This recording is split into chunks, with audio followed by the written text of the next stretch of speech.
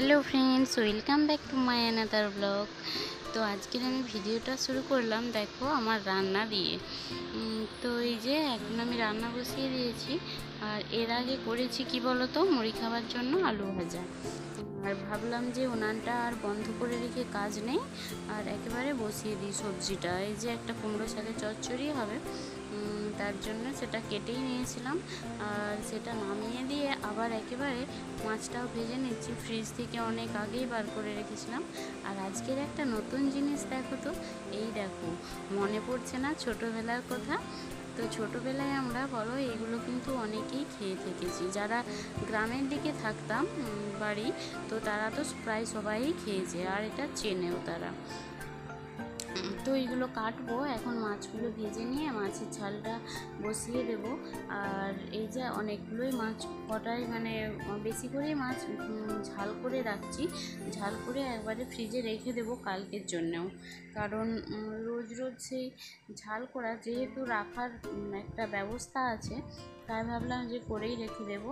আর রোদে গরমে এইখানটায় এত তাপ আমার উনান শালটায়, মানে যে করে সেই বুঝে। সত্যি কথাই তোমাদেরকে হয়তো বললে তোমরা বুঝতে পারবে না, একটা আগুনের ঝলকানি এমন আসে যে এখানটায় একটু দেরি হয়ে গেলে, মানে একটু যদি বেলা হয়ে যায়, তাহলে তো এখানটায় রান্না করা খুব কষ্টকর হয়ে যায়।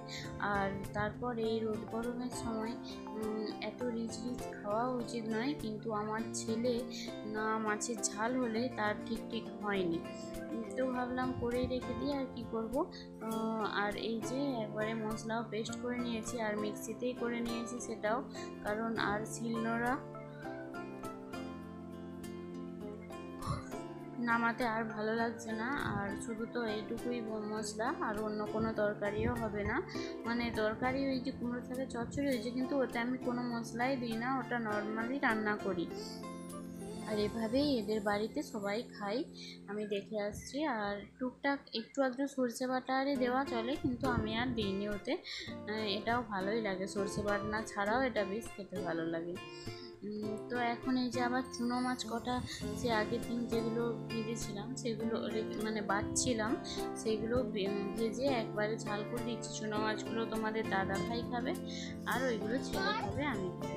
আর দেখো এগুলো নিজেই কাটতে বসে পড়লাম, আর তোমাদের দাদাভাইকে বললাম কেটে দিতে, সে বলছে আমার একদম ভালো লাগছে না, আমি এসব পারবো না, এই সব উল্টো পাল্টা বকছিল। তো ওই জন্য ভাবলাম যে আমি কেটে নিই, তো নিজেই কেটে খেতে বসে পড়লাম ছেলেদেরকে নিয়ে। আর কাটারি নিয়ে অনেকক্ষণ ধরে চেষ্টা করছি,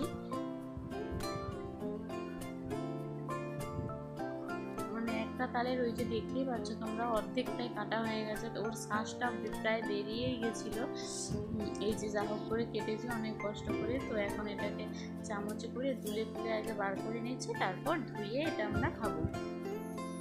তো অল্প অল্পই খেয়েছিলাম, আর বেশি এটা খাওয়াও ভালো নয়, মানে হজমের অসুবিধা হয়, এটা বেশি খেলে হজম করা যায় না। আর ছোটো ছেলেটা বলছে মা আমাকে দাও, একটু দাও, মানে ওর তো নতুন জিনিস, দেখে মনে হচ্ছে জিনিসটা কেমন খেতে হবে, একটু খেয়ে দেখবো আগে, এরকম মনে হচ্ছে অনেকক্ষণ থেকেই দেখছে। আর দেখতেই পাচ্ছ অনেকক্ষণ থেকে বলতে এই কাটছি, কিন্তু এমন ওর চোপাগুলো এত পড়ে আছে, খোসাগুলো মনে হচ্ছে যেমন অনেক কেটেছি, কিন্তু এগুলো প্রায় একটা তালেরই ওই রকম। তো এইভাবে এখন আমি যদি ছোটো ছোটো করে কেটে নিয়েছি। আর এখন বড় ছেলে চান করে চলে এসেছে, এসে দুজনে করছে, সব সময় ওরা ঝগড়া লড়াই করে দু ভাইয়ে।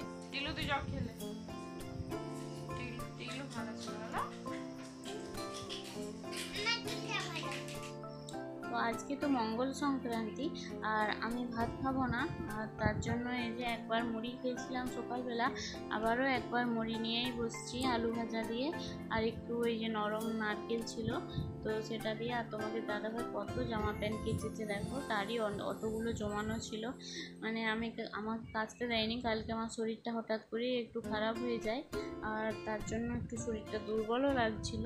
তাই সে বললো আমি যেহেতু বাড়িতে আছি আমি কেচে নিচ্ছি বলে কেচে কমফোর্টে ভিজিয়ে রেখেছে ওগুলো। আর তারপরে এই যে তার ভাতও বেড়ে দিয়েছি, মাছের টক ছিল আগের দিনের, আর মাছের ঝাল, একটা ডিম সেদ্ধ, আর কুমড়ো শাকের চচ্চড়ি, এই ছিল আজকের মেনু আমাদের দুপুরবেলার। তো ছেলেদের খাওয়া হয়ে গেছে, তারা শুয়ে পড়েছে, তারপর আমিও মুড়ি খেলাম, আর তারপরে যে তোমার দাদাভাই বলছিলাম না কেচেছে, ওই জন্য তার দেরি হচ্ছিলো, সে বললো তোমরা খেয়ে নাও বলে আমরা খেয়ে নিয়েছিলাম আর তার জন্য বেড়ে রেখেছিলাম, সে এখন খাচ্ছে। তো সন্ধ্যাবেলা করে ছোট ছেলে বললো মা ঝাল ঝাল সুজি করো। ঝাল ঝাল মানে কি বলো তো, ওই যে সুজির উপমাটাকে বলতে চাইছে, বুঝলে তো। আর ওইটাই ওরা খেতে ভালোবাসে, মিষ্টি সুজি একদম দুজনের মধ্যে কেউই খাবে না। তো কিন্তু আমি আর কি মিষ্টি সুজি করবো, যেহেতু আমার একটু উপোস আছে, আর না হলে সেই আলুর যা হোক কোনো তরকারি করতে হবে, আর ওইসব করার ইচ্ছা এখন যাচ্ছে না।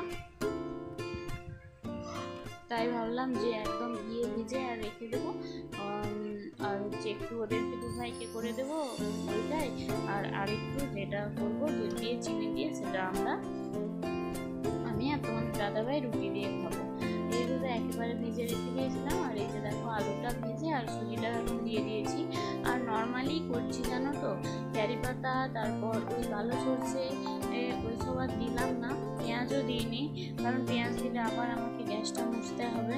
আর নর্মালি আলু দিয়ে একটু করে দিলাম। আর এই যে ওরা আবার সস ছাড়া খাবে না, উপমা কেউ সস দিয়ে খায় বলো তো তোমরাই, কিন্তু আমার এই দুটো ছেলে খায়। বড় ছেলে খেত, তার থেকে দেখে ছোট ছেলেও শিখেছে।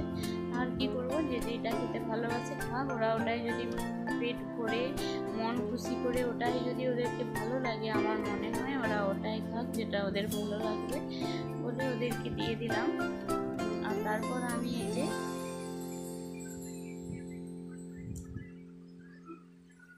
রুটি তরকারি সব করে নিয়ে সর্ষের তেলটা বড় ডিবেই ছিল, তো ভাবলাম সেটাকে একটা বোতলে রাখি। মেয়েদের কি বলো তো, যতই জায়গা থাকুক রান্নাঘরে তবু কিন্তু জায়গায় কুলায় না, মানে আমার ক্ষেত্রে তাই হয়, জানি না কার কি হয়।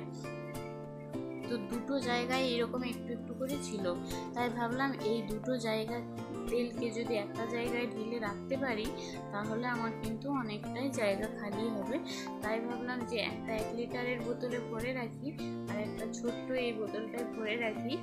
কেন বলো তো, ছোট বোতলটায় ঢালতে সুবিধা হয়, মানে কোনো কিছু মাখা করার সময়, ধরো আলু মাখায় কি মাছ মাখায় করার সময় একটু কাঁচা তেল দিলে ভালো লাগে, তাই ছোট বোতলে রাখলাম যাতে সুবিধা হয় আমার। আর রুটি তরকারি এই যে বলতে আজকে সুজি আর রুটি বলছিলামই, রুটিও হয়ে গেছে। আর এই যে এখানে সুজিটা এটা চাপা দিয়ে এখন রেখে আমি রান্নাঘর থেকে বেরিয়ে যাব। এই দেখো সব আমার মুছে পরিষ্কার করা হয়ে গেছে, এখানে সব টিপটপ করে রেখে দিয়েছি। তো চলো ভিডিওটাও আমি এখানে শেষ করছি, দেখা হচ্ছে আবার একটি নতুন দিন, নতুন সকাল আর নতুন একটি ভিডিও নিয়ে।